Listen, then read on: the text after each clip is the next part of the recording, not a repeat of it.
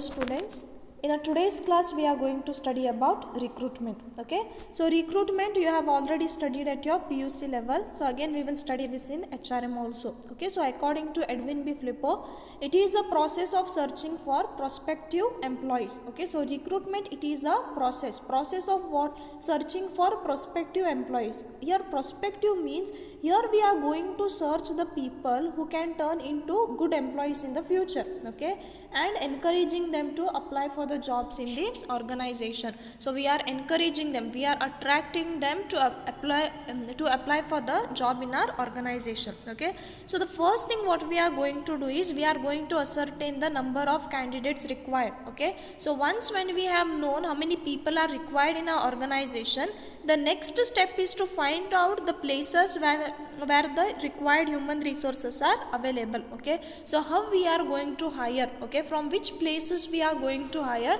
that is to be decided. Okay, then recruitment is a positive process of searching for prospective employees and stimulating them to apply for the jobs in the organization. Okay, so after recruitment comes your selection. It is a negative process. Okay, so why recruitment is a positive process? Because here we are trying to gather as many people as possible. Okay, we are trying to create a pool of candidates who are eligible for that job. Okay, say there is a post of lecturer in a college. Okay, say there are 2 posts. Okay, now what? First we are going to ascertain how many people are required. That is 2 people are required or 2 candidates are required.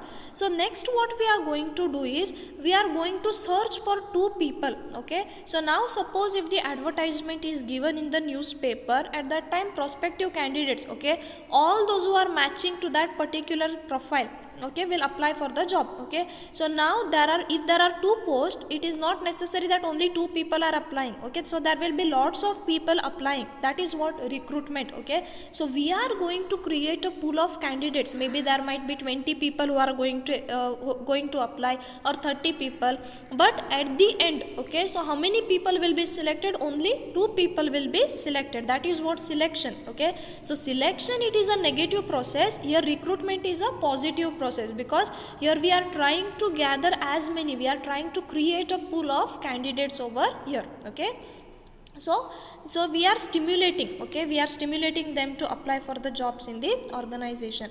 Then we'll see the features. Okay, so it is searching and attracting human resource who act as potential candidate towards the organization. Okay, so recruitment, it is a process of searching. We are going to search and attract such people who will work for the future of the company, who will work towards achieving the goals of the company. Okay, then it is not selection process, but it is attracting right candidate for the selection process. Okay, so now what happens is you have recruited. Okay, recruited in the sense you have gathered a pool of candidates. Okay, so maybe there are 2 posts in our college, there are 15 to 20 people who are going to apply.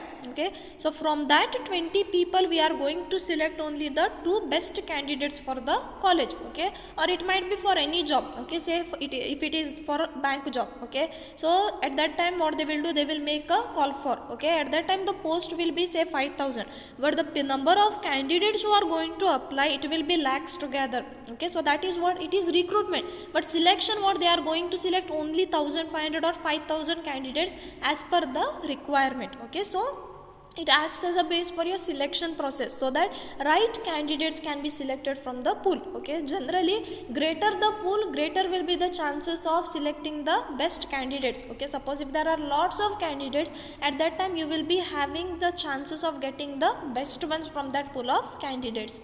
Then it is one of the functions of personnel management. Okay, so here in staffing, okay, in staffing you are going to perform all these functions, so it is the function of your management also. Then it is a process where series of activities are conducted for next process. Okay, so here after your recruitment happens, selection is going to take place. Okay, so selection is going, then placement, orientation and all. Okay, so this acts as a base for the next processes. So you are going to gather a pool, from that you are going to filter and select the required candidates. Then it is a pervasive function. Okay, so pervasive means what? It is applicable to all the levels of management. Okay, so here recruitment is necessary for your top level management, recruitment is necessary for your middle level management, it is also necessary for your lower or your supervisory level of management also. Okay, so it is applicable to all the levels of your management.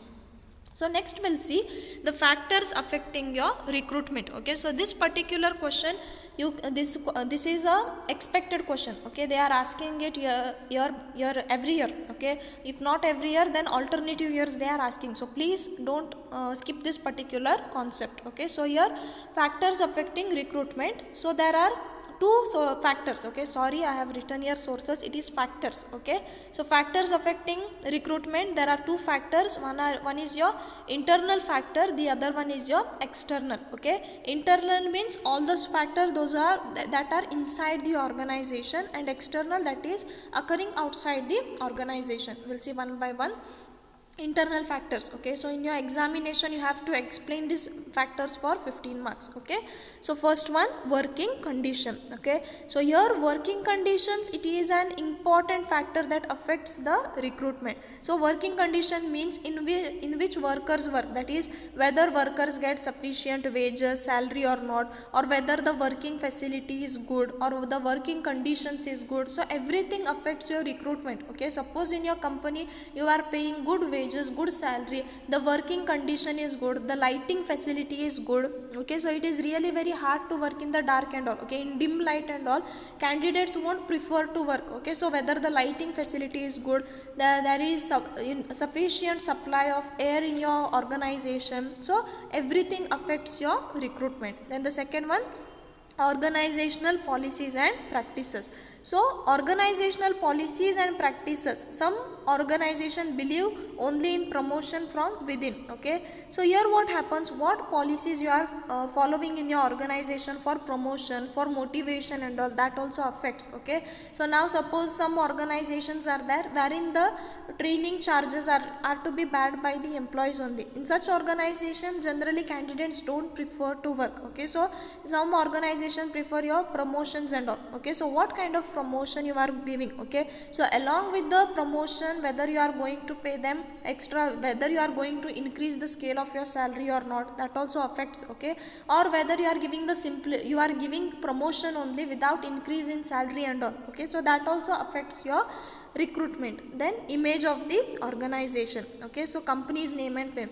So after the completion of your BCom, okay, you will obviously love to work in the big four. Okay, so it might be your KPMG or it might be your Deloitte. Okay, or any two. Okay, among the four, if you get the job, you will feel very lucky enough to work in that organization. Why? Because these companies, okay, they have big four. Okay, they have a good image and reputation. Okay, but whereas in small companies and all, generally candidates don't prefer to work. Then comes ability and skill of the management. Okay, so whether the management is going to motivate and all. Okay, there will be certain organization wherein there won't be any motivation for the worker. Okay, say if they have made any achievement, at that time also the management is not going to motivate them or appreciate them. Okay, it might be monetary or non-monetary. Okay, so they won't be praised also. In such organization generally people don't prefer to work. Okay, so what is the ability and skill of the management? Whether the management is motivating the workers or whether they are treating the workers very well, that affects your recruitment. Okay, so better the management, there will be lots of candidates who are going to apply for the job in that particular organization. Okay, then comes your salary level. Okay, so this is the most important factor. Okay, it is the financial factor, because whatever the level of salary you are giving, okay, what are the benefits provided by the organization.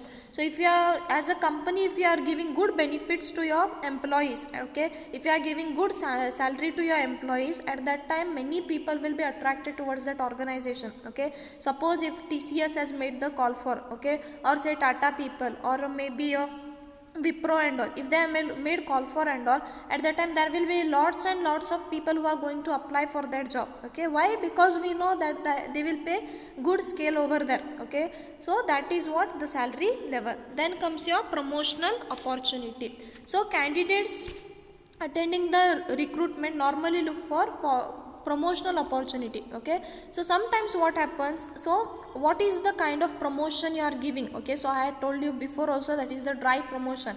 Generally if there is dry promotion, candidates won't like to work in such organization. Okay, then comes your promotion. How we are going to give the promotion? On the basis of experience, okay, or on the basis of productivity. Okay, generally people prefer the promotion on the basis of productivity. Okay, because here if I work well, at that time they are going to promote me. So as an employee, what I will do, I will try to give my best, okay, in order to get the promotion. Okay, whereas here on the basis of experience, what happens, suppose if it won't motivate the people. Okay, that is it won't motivate the employees. So your promotional opportunities also have an effect over the recruitment.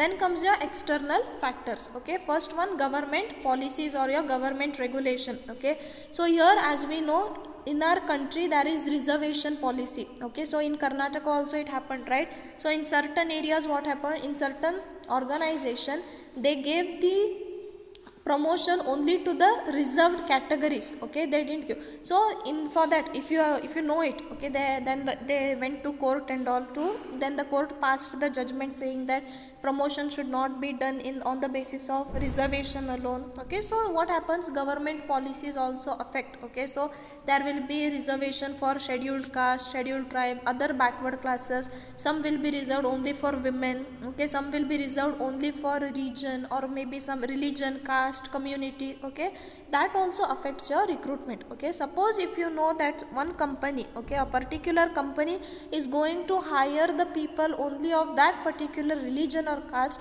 obviously there won't be a pool of candidates created, because we already know that they are going to hire the people from that category only, that is from the reserved category. Okay, so that also affects your recruitment. Okay, that's why in India, if you see, okay, most of the youths rush towards private job sectors only. Okay, that is, they rush towards the companies and all, because in companies there won't be any reservation policy and all for the caste, religion, creed and all. Okay, it is purely on the basis of the qualification. Okay, so sometimes even there also comes your reservation and all, that we'll see later.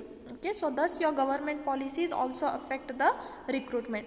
Then influence of trade union. Okay, so trade union generally work for the betterment of the its members. Okay, so maybe sometimes the trade unions are going to recommend some people and all. Okay, at that time what happens, it also hinders the recruitment. Okay, so how does it hinder? By not allowing the fresh blood to come into the organization. Okay, then the next one, local candidates or sons of soil. Okay, so local candidates in certain organizations, they prefer local people only. Okay, that is localites only, and not people from some other place or some other state and all. Okay, so that also affects your recruitment.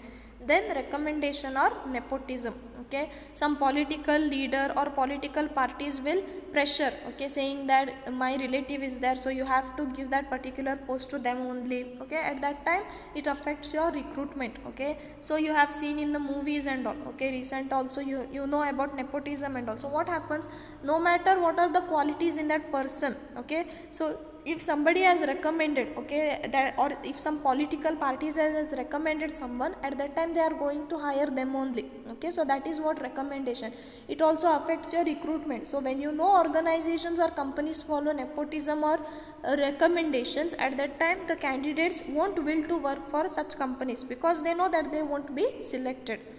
Then comes career opportunities in other organization. Okay, so here what are the opportunities in the other organization? Suppose if your competitors are having good benefits, okay, if they are giving good benefits, if they are giving good salary, okay, incentives and all, at that time automatically it hinders your recruitment over there, because candidates will shift towards that particular organization. Okay, so these are the internal and external factors that affect the recruitment. Okay, so that's it for the day. Thank you. Have a nice day. See you in the next class.